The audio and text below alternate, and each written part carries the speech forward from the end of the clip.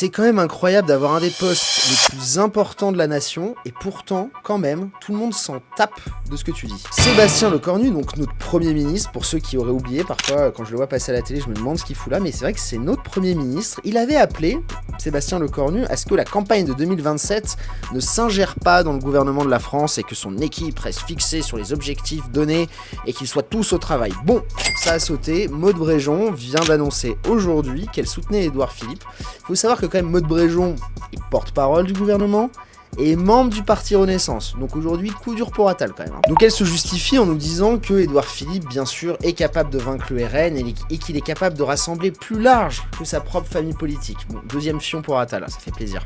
En réalité, on est simplement dans le casting de l'après-Macron, parce que qu'est-ce qu'Édouard Philippe si ce n'est Macron avec une barbe, et encore ça dépend des jours, et un air un peu plus grave. Ils veulent tous incarner l'après-Macron, mais sans assumer son bilan.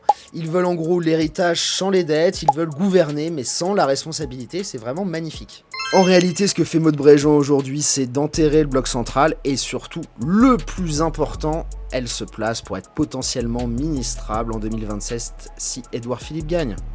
Pendant 8 ans, ils ont voté ensemble, gouverné ensemble, communiqué ensemble, justifié leurs actions débiles ensemble. Et maintenant, ils veulent tous nous expliquer qu'ils sont la rupture. Donc voilà, si vous voulez ensemble qu'on démonte les héritiers du macronisme, abonnez-vous.